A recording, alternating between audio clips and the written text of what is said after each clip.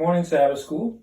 Well, this lesson that we're going to cover is really interesting, especially having been a boarding school principal. But even when I was at Madison, and I'll talk a little bit about that, when I was at Madison Academy, which was founded when the college was there, Madison College, work was central. And it still was, even after the college had closed and we had the academy there. And I'll talk about that in just a minute. So the lesson that we're going to be talking about is work, physical work, in the curriculum. So in other words, it's going to be a part of the teaching and learning experience. Now, all of us would say absolutely yes. I doubt if there's an Adventist that's grown up and been in the church and gone to schools and Adventist schools that wouldn't say yes, work is an important component. Because we had work. Many of our academies, even day academies, provided some work. When I was at La Sierra going to school, at a day academy, I worked on grounds and then moved over to the farm that the college had and worked on the dairy farm milking cows and laying water pipes. So I understood what it meant to work. And it wasn't abnormal. I mean, high school kids in public high school would have thought, what, work? They may have worked at a fast food restaurant or something for spending money, but to work to pay your tuition or work to be a part of your academic program, that was really unheard of in the public sector and was something unique, I think, to the private sector. So you and I are sitting down as educators and we're looking at designing the curriculum and what we want to teach. Let's say we're high school teachers. What we want to teach freshmen, sophomore, juniors, and seniors in high school. And of course we have to have math, we have to have science, we've got to have English, we've got to have, and we go through the list of those traditional courses and say we've got to have these, and then we wrestle with, for instance, let's take English in a Christian environment. Should we teach Shakespeare? And some would argue, oh, we shouldn't, and some would argue, oh, yes, we should. But anyway, we put the curriculum together. As we're working on that, we begin to realize other people are throwing things in like drama and sports and this and that. And we're starting to think, well, wait a minute, is there enough time for all of these courses? And then, boom, someone throws in work. And you're just like, where are we going to stick that? Because remember, education really started with the three basics, reading, writing, and arithmetic. Really the ability to communicate and the ability to communicate in the use of mathematics and measurement and all those kind of things. That was really the core of education. And then you kind of build around that core. So, and that core pretty much stays the same through the years. That's why we call them generals. That's basically what everybody's going to take because it's something that everybody uses, the ability to communicate in those realms. But then as we start to look beyond those kinds of things, those can change from time to time. For instance, as society begins to change and we use technology today for a lot of the functions that we did by hand, we see that cursive is out of teaching. We don't teach children cursive anymore. And I'm shocked by that. I'm like, what? Cursive is, kids can't write cursively, they just print? What's wrong with education these days? Where are kids going? Well, the bottom line is, kids are in a different world than you were and I was. And truly, you and I probably have seen the most change over time because society has changed so dramatically with the social upheaval of the 60s, the technology invasion, that has changed our lives. And some things aren't necessary, even though we think they are, and we're like, no one can do without that. Well, yes, they can, by the way. So anyway, educators are constantly doing that. So you can imagine all these subjects and all this stuff that we have to get into a certain period of time in a day, and then somebody wants to include work. Now, in the Adventist educational system, like we said, work was included, but it was a unique way of including it. We included it not in the curriculum itself and not usually in the school day, unless at a boarding school. We included it as a component of going to school there, a way of earning some of your tuition to defray the cost to the parents. So as we look at work in the Adventist educational system, it's hard to push it to a solid subject because we don't write a curriculum for it. We don't plan outcomes per se at the beginning and say, by the end of this, the student will be able to demonstrate the following by doing this, this, and this, and we test them on it. No, it's more they go to work, they earn or help pay some of the tuition. So we need to understand that as we get into the idea of work. Now, work is not unique to the Adventist educational system. There was a gentleman in Switzerland, Johann Heinrich Pestalozzi was his name. And after the war, there were a lot of orphans just running the street. And Pestalozzi was very, very concerned about these orphaned children and what was going to happen to them and what was going to happen to society if they weren't cared for. And he came up with a plan that incorporated, because he took them as orphans, but he couldn't afford to take care of them. He thought, I have to work. I have to farm to feed these kids. I have to produce the food source to some level. How can I do that and also teach these children when I'm not working? And Pestalozzi came up with the idea of taking the children out into the field and working with him. But while he was working with them, he would teach math, etc.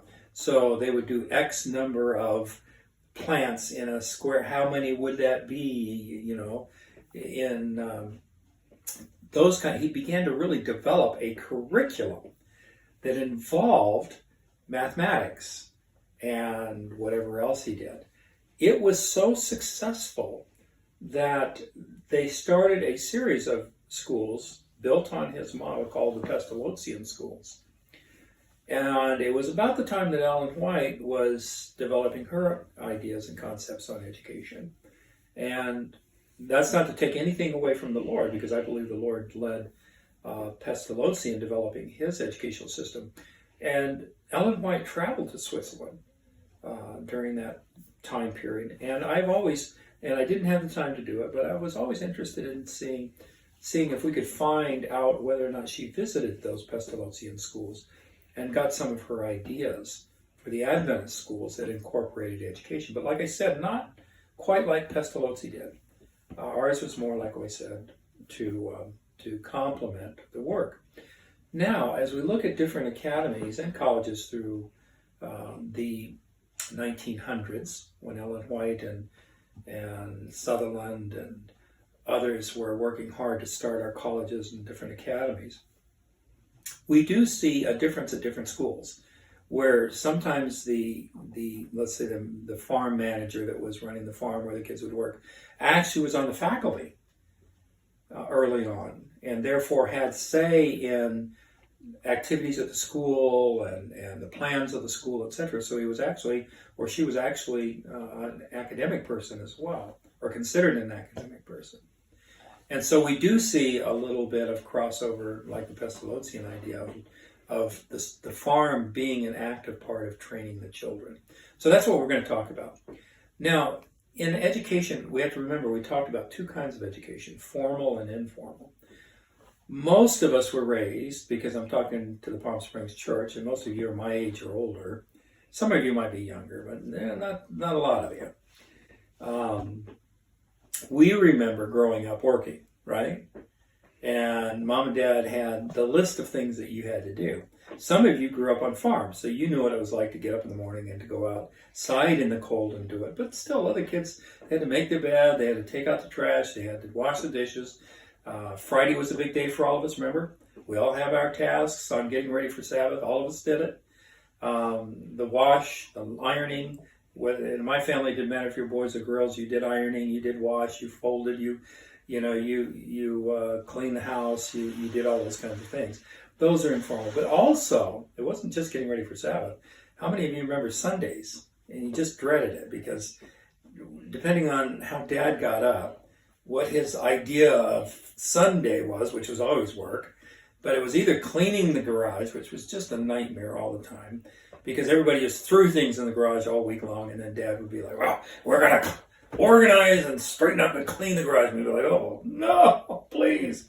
Or wash and wax the cars or mow the lawn, or, Dad would get into the gardening spirit, and we all had to get out there and do the gardening. Anyway, we all worked and participated.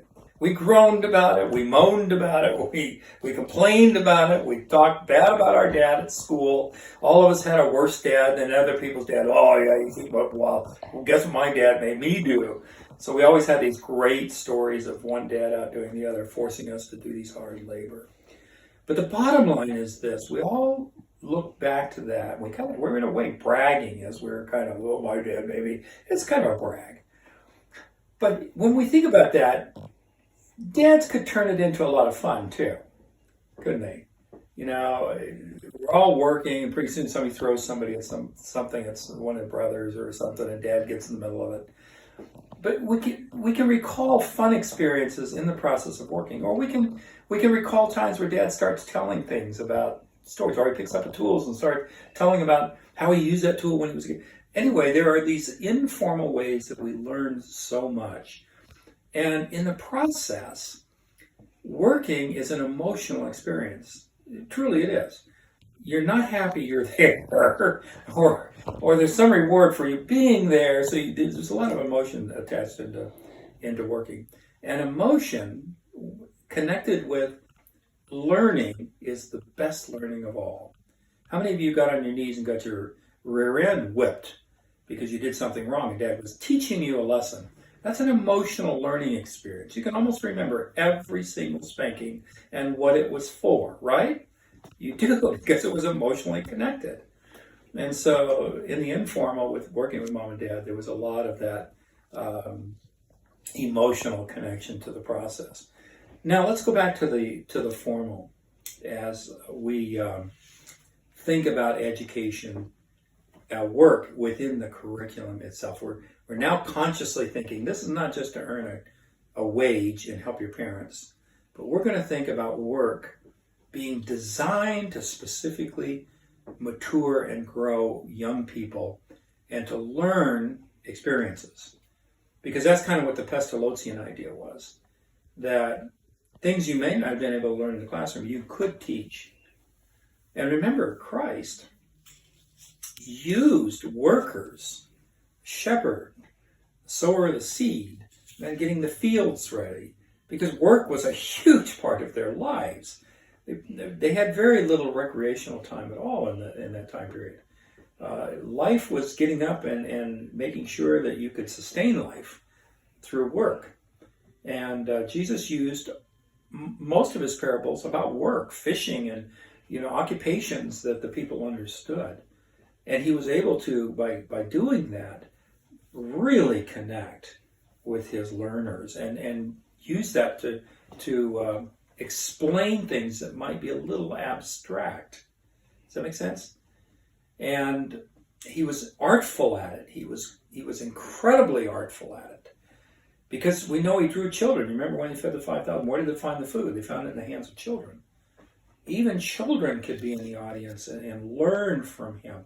The other thing that is of interest is that when you learn things through work, when you see that work being carried out, the memory of the lessons that were taught that were connected with it come back to you.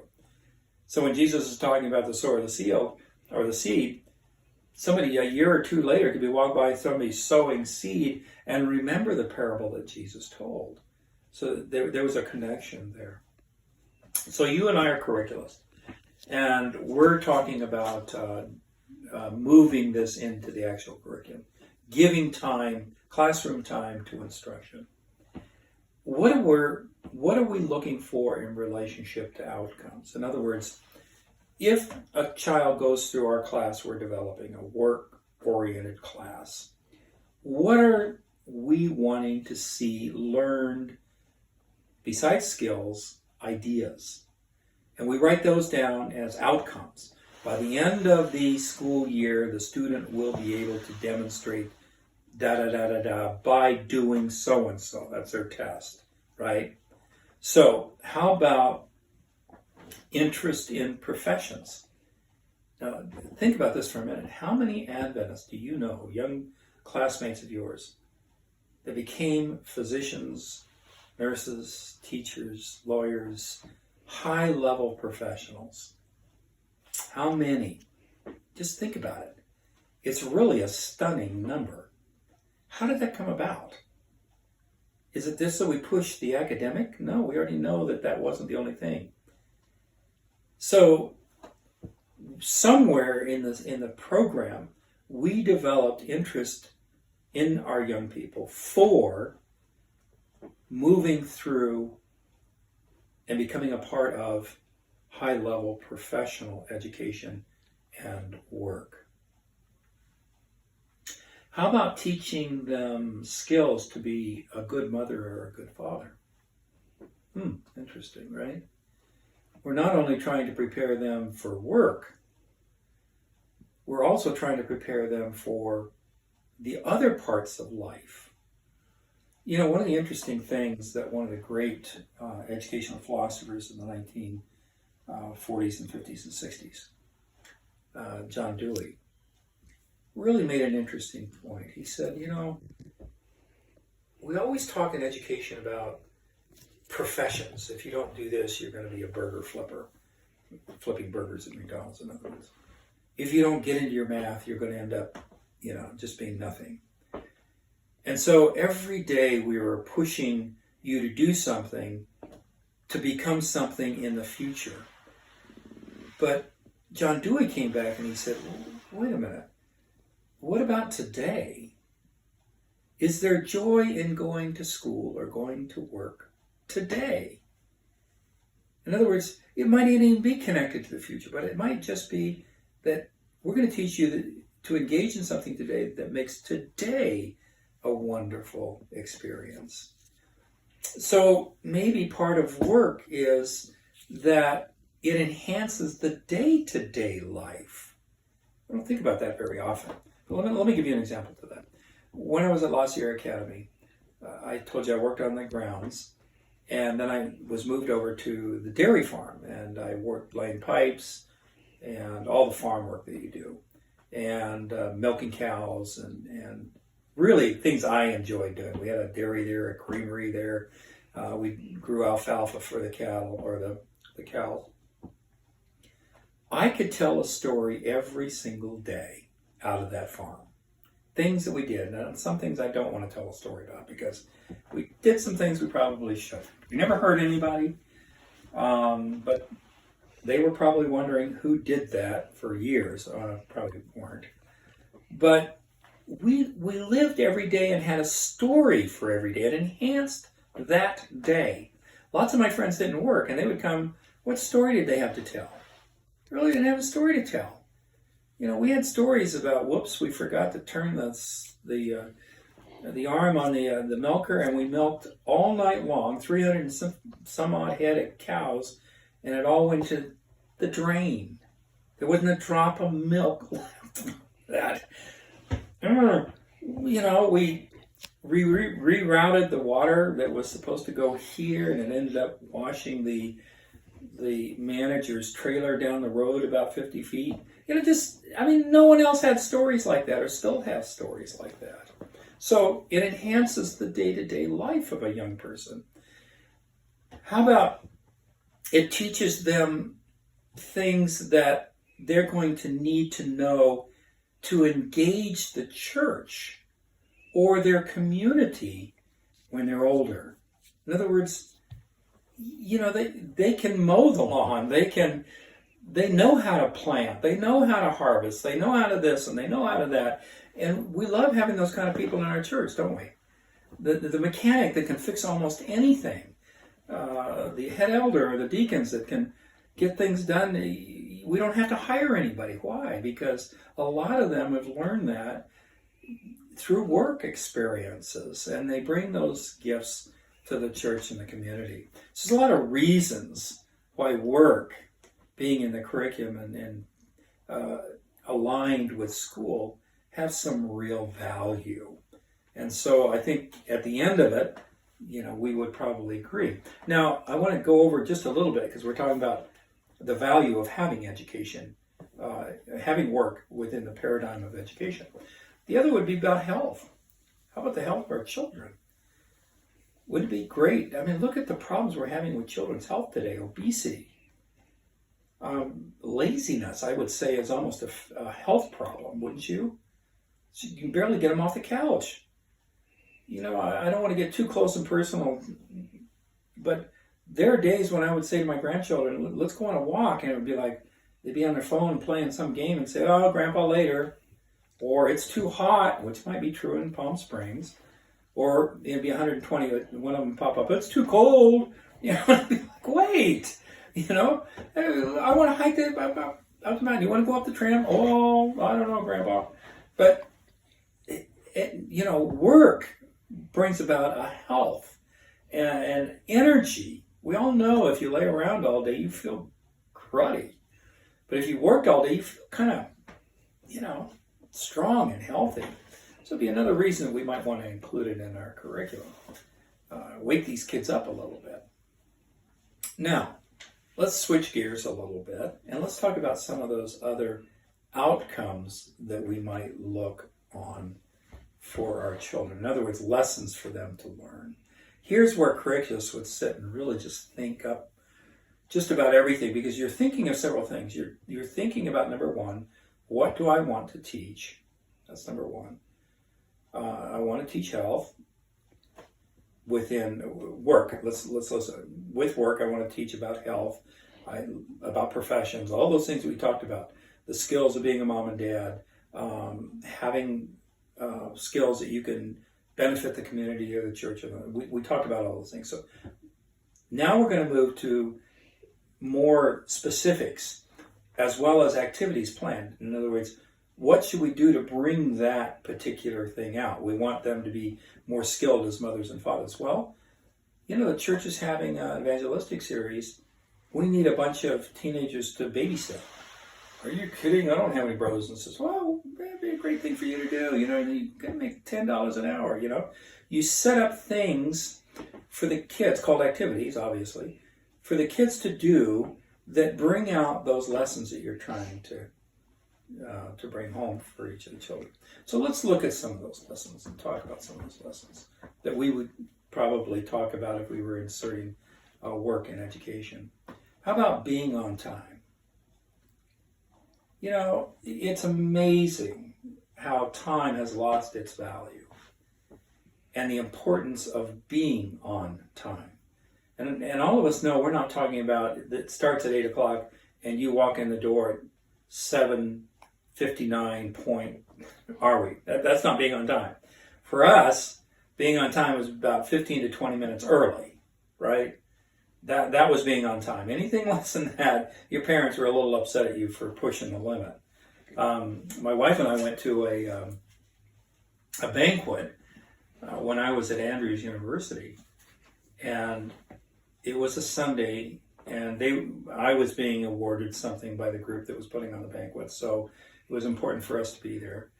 And I think it was supposed to start around 5 o'clock, so my wife and I were there about 15 minutes to 5, and we were the second car in the parking lot. So we knew something was up. We thought maybe we were in the wrong place or what it might be. Anyway, we went in, and there was another couple sitting at a table, and nothing was decorated. Nobody was there but them, and so we sat. And about an hour and a half or 2 hours later, a little group came in, and they started decorating some tables. Another hour went by, and pretty soon more came. Another hour went by, and Elena and I were just amazed. We were like, well, how would you know when to come if it's supposed to start at 5 and it didn't start until 9 o'clock? How do you know to be there by 9 instead of... Anyway, that was a real interesting experience for us. And people laugh it off and just say, well, that's just the way so-and-so is, or that's just the way, Hispanic time, or, whatever excuse they give. But no, it's a courtesy to other people that people learn that time is important. Another thing that we might talk about or teach within that and create an activity for is an understanding that you're accountable to other people. You're a piece in the whole part of getting the job done. You're not doing the job by yourself. Your part of the job interfaces with somebody else's part of the job and somebody else's part of the job, like cogs in a wheel.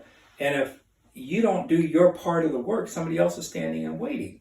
Somebody else can't get their part of the work done. So you begin to understand that it's a collective experience, that you have to be accountable, not making excuses because you held things up. I can remember one time one of my employees came to me and said, I'm really a night person, and I would like to work from midnight to 8 in the morning. And I'm like, what? These young people today, I just don't understand them. I must be a dinosaur. Anyway, he was extremely creative. So I said okay on that. A big mistake. One of the other employees came in about 2 weeks later and said, I haven't seen him in 2 weeks, because he worked late too. It's really not doing anybody a favor to allow them to do that. They need to understand you're a part of the team, and your part being done and done on time and done right is going to be affecting the ones before you or the ones after you or the ones to your side. So that'd be another thing that we might look about. Okay? Others are depending on us to do that. How about pushing beyond being tired? If I look at the world today, and I'm especially substitute teaching, and you lose your perspective as a substitute teacher. But I was just amazed at how many kids didn't do their homework. For instance, I had a math class of 44, and I had 3 kids that would usually do their work. 3. And then I had 41 with excuses why they couldn't do it. Every single day, by the way. Right? Always some obstacle they couldn't seem to get over, which I knew was basically they didn't care, and they were pretty lazy about it, and they put no effort into it. But work, all of us have experienced where the boss looks at us and says, I have to get this done. Can you guys help me out? And to a man or to a woman, I can remember everybody saying, yeah, we're here. We're not going anywhere. That's an incredible lesson to be learned, is that work isn't isolated into a period of time, even though we say 8 hours. Getting a job done, staying a few minutes afterwards or an hour afterwards, it's really seeing something accomplished more than it is just fulfilling 8 hours. And sometimes that lesson can carry over in so many other areas of life, is that when you're the most tired and you're willing to still kick it into another gear and say, I'll stick with you and I'll get this done. That's an incredible life lesson, isn't it? Pushing beyond what we think are our limits. One of the things I used to do as a professional educator, you look for lifetime employees. What do I mean by that? I knew I wasn't going to stay at Madison my whole career. I was there 7 years. I wasn't going to stay at Shenandoah my whole career. I stayed there 7 years. But every place I went, I had people who worked for me, and I would target some and say, that person has to work for me through my whole career. They're that kind of an employee. Every time, if there's a banquet, and the banquet's over, and everybody's tired, and everybody leaves, but they stay and help us knock it down and clean up and everything afterwards. I looked for those employees, and I would ask them, when I moved from Madison, I brought X number of employees to Shenandoah. When I left Shenandoah, I brought Shenandoah employees to Andrews. Because we need those employees. They're the ones that really make it happen. There's a feeling that all of us get in a job well done. Be another lesson. Kids need the feeling of success. And nothing makes you feel more successful than getting a job done and done well, where you can look on it and say, I did that. Remember one Sabbath day, my brother took us around Riverside, California. He was a brick block layer, and he had kind of gotten specialized in designing really unique fireplaces, twisted fireplaces, decorative fireplaces. He was on the Roy, my brother, he's a church member there. he was on the one of his jobs. He did a basket weaving with bricks on this huge estate up in Los Gatos, California, very wealthy area. And that project was on the front cover of the Architecture Digest. And he took us around that Sabbath, showing us these mansions, one after another, with these magnificent brickwork. And I can remember the look on his face as he was pointing it out and explaining how he did it. Just the joy he felt. He had done that. Just like a great artist, he had put that together. And I can remember looking at him feeling so proud of my brother. Wow, he had done that, and it was magnificent to look at. A lot of kids never get that feeling because no one ever pushes them to do a job well.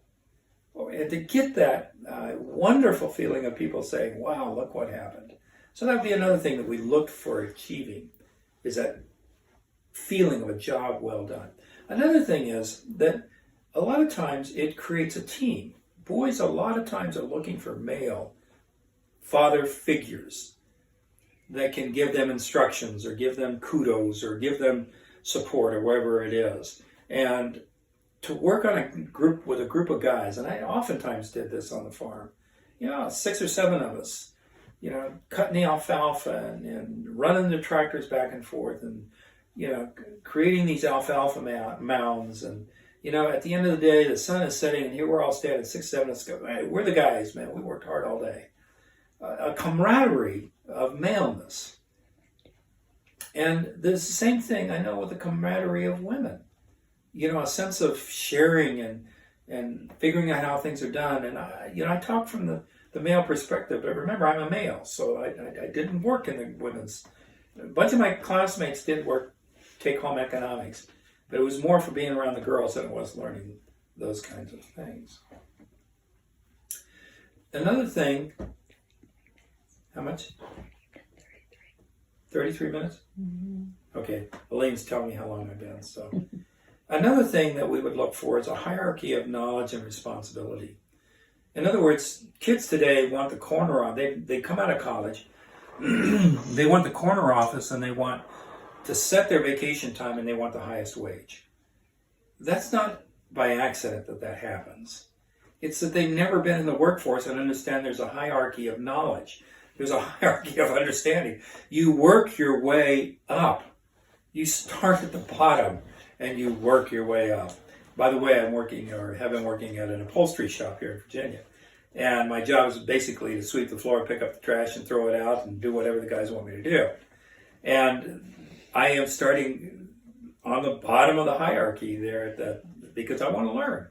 That's why I actually have got myself involved in it. Another thing is the value of money. It's funny, but I used to look at things when I was going to buy something in relationship to how many days I had to work to be that amount of money. And all of a sudden, something I desperately wanted, all of a sudden, I was like, 4 days for that? Money was directly connected to how hard you worked and how you earned that. And so money took on value. That shirt that I want to buy, and I know I look really good in that, and I'm trying to impress Michelle Eric, my girlfriend, and at 2 weeks worth of work, I'll forget that. I'll impress her with something else. Go buy her a card for 25 cents or something, I don't know. But the value of money. Another one is a creativity. I've seen so many people, in particular education, that will run up on a problem and they will never look beyond what has been done in the past to solve the present problem. Well, we did that, we did that, we did that, we did that, we did that. And no one starts thinking, well, what have we not done that might work? What could we design, develop, or put into place that we can get over that hurdle? And a lot of times work provides young people the opportunity to think creatively and solve problems. How about safety? Kids are so reckless sometimes. I can think of things I've done, I'm like, how do we live through that? But one of the things that we learned working on the farm is, man, you had to watch this. You had to observe safety protocols. If you didn't, you're going to the boss was absolutely going to undo you. that was one of our greatest fear. But there were many times that we saw our friends hurt. We had a big bull there, huge bull, big old Holstein. And he was in a pen that he could not turn around in. There was a reason for that.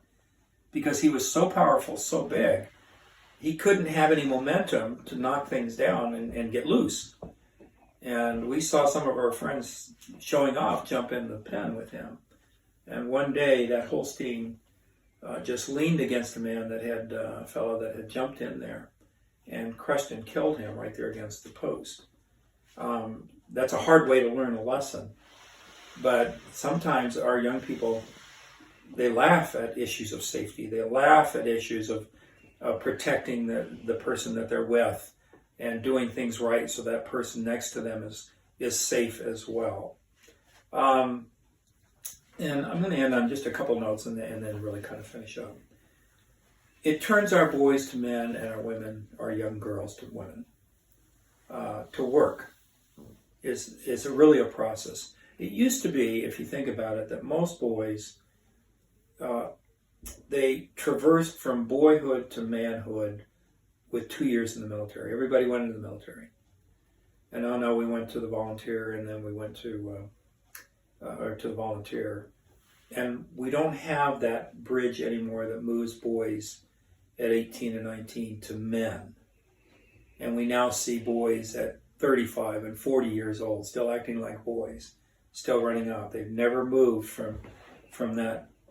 moved over that bridge. And oftentimes work can do that for them, where the military did it. It was a form of work. And finally, let me just end with this. One of the things that we looked at in the value of work was that we moved from independent, or from dependent on others, depending on a mom and dad, dependent on our teachers, dependent on it, to independence. It was a process of moving us to independence. All those things that we listed. But that's not where we're to stop. We're not to stop at becoming independent, although that's extremely important. We're to move then to becoming interdependent. That's the next step. That's what work in a Christian environment can do. We're a part of the whole. We're a part of God's plan. Everything we do, Jesus tells us, do it with all of your might. Do it with pride. Do it with a sense of responsibility. Do it with knowing that it has consequences for yourself and for others. Do it with a sense that Christ must have done it when he worked in that shop, that people depended on him to get the things that they needed when they were supposed to get it. And teaching that from going from dependent on others to independent, but onward and forward to the model that Christ would have us, which is to be interdependent. Thank you so much. I hope you have a